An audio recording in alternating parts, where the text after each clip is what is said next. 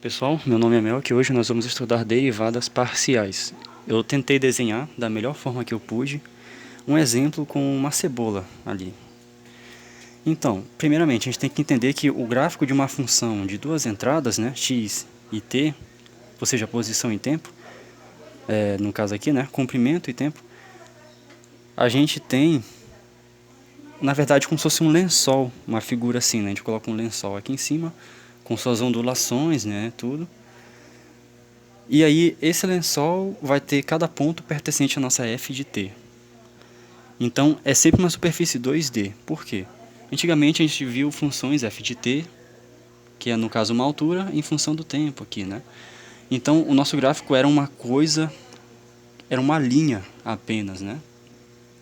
Ou seja, é algo em uma dimensão só. Então, quando a gente colocou mais um eixo aqui, né? Ou seja, duas entradas, a nossa função ela vai ter uma dimensão a mais, a imagem dela, né? Então agora vai ser algo 2D, uma casca, entre aspas, alguma coisa, uma superfície 2D, certo? Pode ser um lençol, pode ser até uma superfície esférica, mas a gente fala de superfície, ou seja, cada ponto desse aqui é uma f de xt, certo? Então, como exemplo, vamos imaginar que a gente tem uma esfera. Então, essa esfera, a superfície esférica, é a imagem de uma função de duas entradas aqui, né? De f de x de t, fxt. Então, como é que a gente vai derivar isso aqui? Bem, a gente pode fazer derivadas parciais. O que significa? A gente vai pegar, digamos que essa esfera é uma cebola. Daí a gente vai pegar o eixo do tempo, aqui, vai pegar uma faca e vai cortar bem certinho aqui, ó. Certo? Então a gente coloca aqui e cortou, tá? Nesse ponto aqui. Então ele separa em duas, no caso eu tenho uma cebola aqui e outra aqui.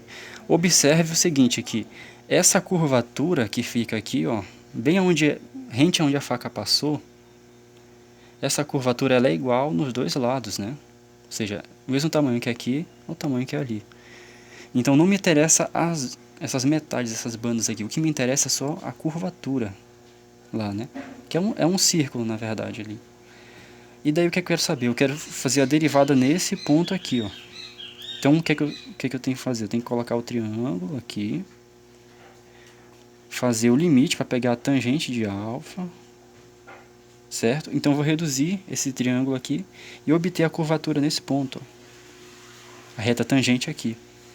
Então quando eu faço isso aqui, eu estou fazendo a derivada da minha f de xt com relação a d com a x, né? X não, porque isso aqui é o tempo, né? Então vai ser com relação ao tempo dt. Certo? Então quando eu faço aqui eu estou derivando a função só com relação ao tempo. Então observe o seguinte aqui. Aqui eu posso, essa curvatura aqui, ó, ela não vai depender de x, certo? Então, tipo, se eu deixo o x fixo, eu posso variar só o t. Então eu posso decompor isso aqui em funções normais que a gente conhece, né? F de t. O mesmo vai acontecer com o nosso eixo do x, ó. Ele não é assim? Então eu corto a cebola nesse sentido assim, né? Então, aqui é a faca. E daí eu tenho duas curvas, ó. Essa curvatura é igual àquela. Essa parte que toca na faca é o que eu vou derivar. Então eu pego aqui a reta tangente. Se eu quiser a derivada nesse ponto, eu só faço a derivada com respeito a x. Então eu vou ter só d de dx da minha f de xt. Observe que essa curvatura aqui nesse ângulo, ela não depende de t. Ou seja, eu posso fazer as derivadas parciais, né? Porque a gente deriva só uma variável por vez. E daí a outra variável, ela vai ficar como constante, entendeu? Porque a gente varia só a constante que a gente quer.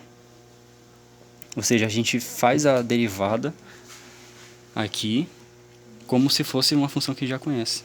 Só que a gente vai mudar a notação. Quando a gente fala de derivada parcial, a gente vai usar o del. Se eu não me engano, o del é assim. Del f de xt por del t. Então, isso aqui a gente diz que é o quê? A derivada parcial da nossa f de xt com respeito aqui ao tempo, né? E a gente também pode ter f de xt, só que no x, certo? Então, a derivada normal de uma função de uma entrada só, a gente coloca assim, né? df de x, que seja, ou df só de t, e beleza. Agora, quando é função derivada parcial, é desse jeito aqui, certo?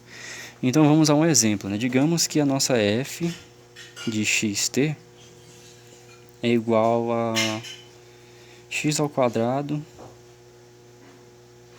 por 2t mais 3.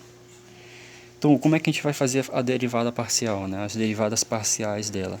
Então, ó, del x ao quadrado de 2t mais 3. A gente vai derivar em relação ao t normal. Como é que vai ficar? A gente vai tomar o que não for a variável que a gente quer, a gente vai tomar como constante, né? Lembra lá que a gente cortou num eixo só. Só nos interessa a curvatura nesse eixo que a gente escolheu, né? No caso do t ou do x. Aqui é o t. Então, o que não for isso a gente vai tomar como constante, né? Não vai mudar. Então, beleza. Como é que vai ficar aqui? Tempo, né?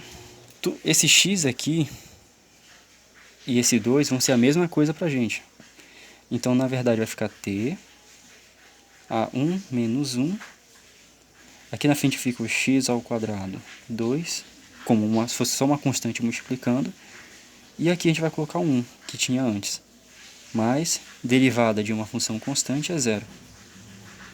Então, isso aqui vai ficar x ao quadrado 2x ao quadrado só, né? Porque isso aqui vai dar t elevado a zero, que vai dar 1. Então, a derivada parcial em relação ao tempo de x ao quadrado 2t mais 3 é isso aqui. Agora, da derivada parcial, parece um 2 isso aqui. Derivada parcial. Caracas. Vamos respeitar o x, né? Vai dar x ao quadrado 2t mais 3. Agora sim, a gente vai derivar o efeito a x, e o que não for x, a gente vai tomar como uma constante. Então fica 2t, já coloca como constante. X a 2 menos 1, e aqui multiplicado por 2. Derivada de constante é zero, certo? Então isso daqui vai dar 4t a 1, eu não preciso colocar, né? Só fica 4t x a 1. Então a derivada parcial é essa aqui, né? 4t x a 1. Então a ideia é essa, no final das contas, né? A gente separou, a gente pode derivar uma função de duas variáveis, né? No eixo que a gente quer, só no eixo de t e só no eixo do x. E daí a gente obtém as derivadas parciais. Certo? Então é isso, pessoal. Até o próximo vídeo com mais exemplos de derivadas parciais. E daí com a prática vocês vão ver que não é nada demais, né?